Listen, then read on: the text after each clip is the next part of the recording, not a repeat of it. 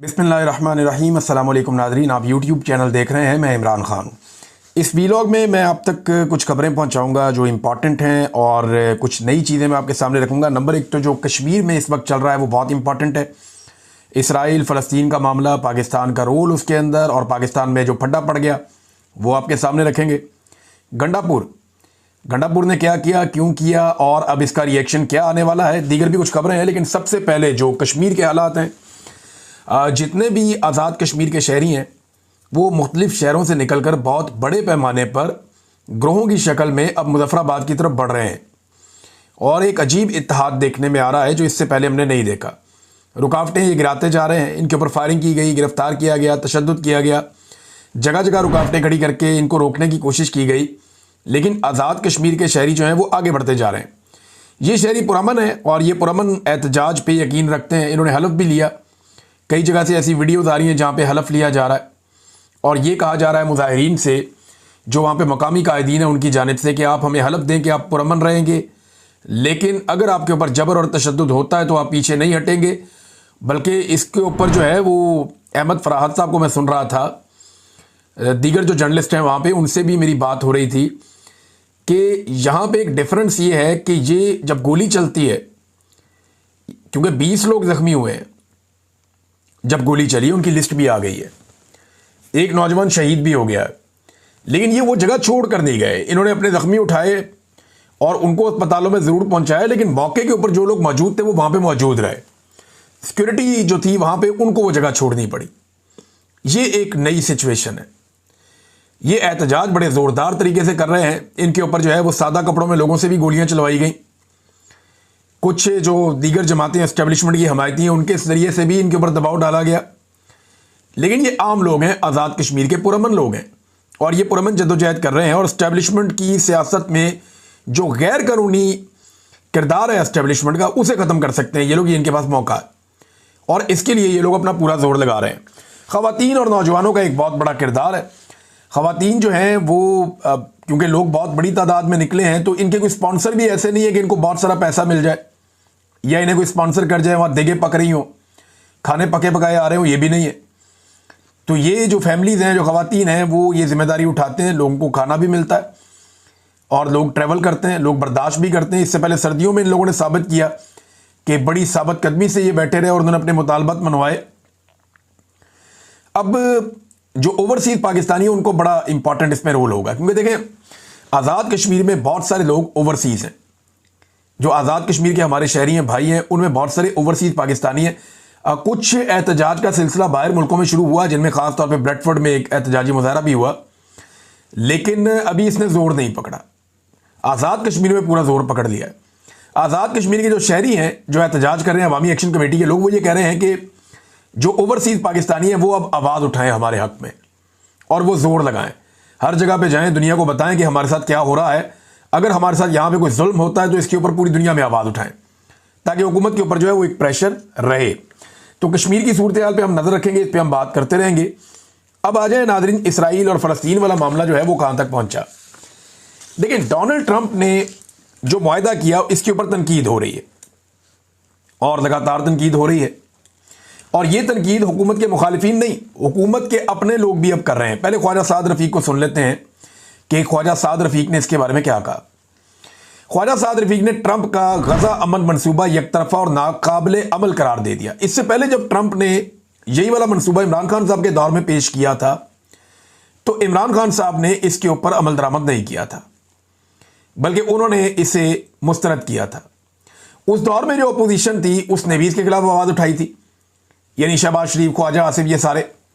लेकिन बाद में क्या हुआ, अब जब ये हुकूमत में आ गए हैं तो ये लेट गए और ये जहां जहां सजदे कर रहे हैं ये इमरान खान की वजह से कर रहे हैं।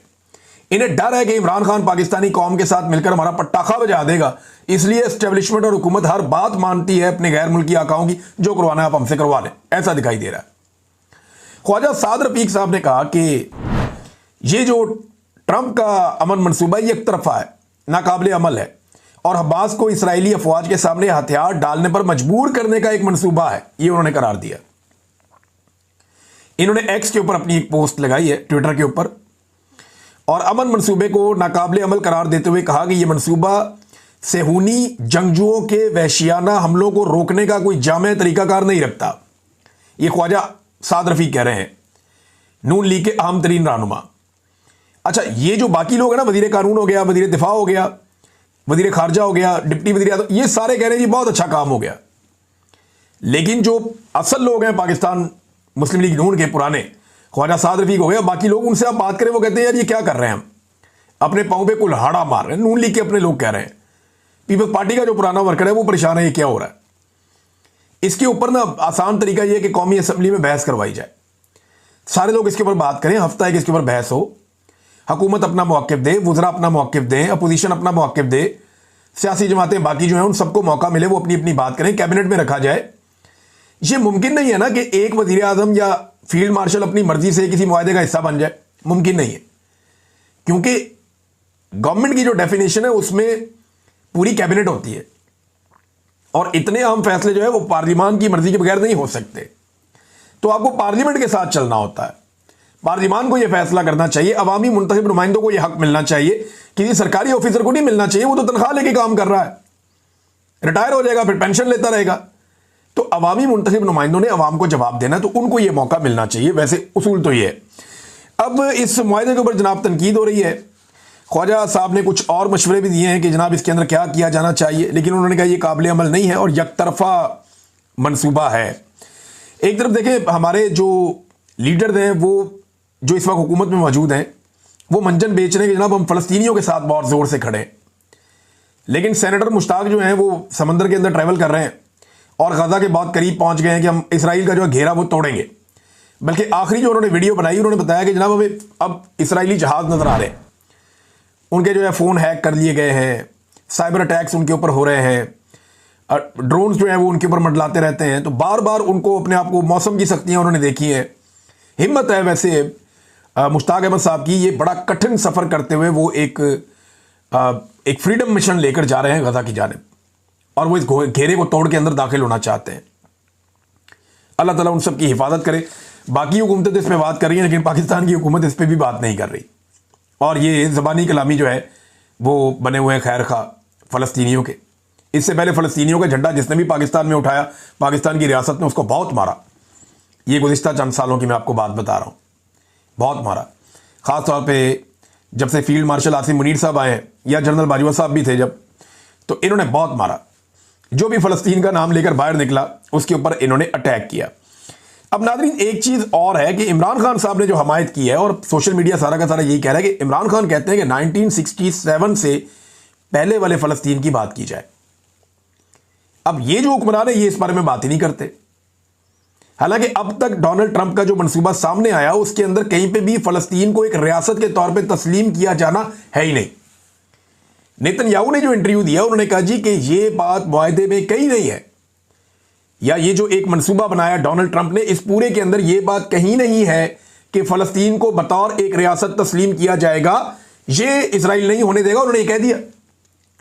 दूसरा, उन्होंने कहा कि हम गजा में से अपनी फोर्सेस भी नहीं निकाल रहे।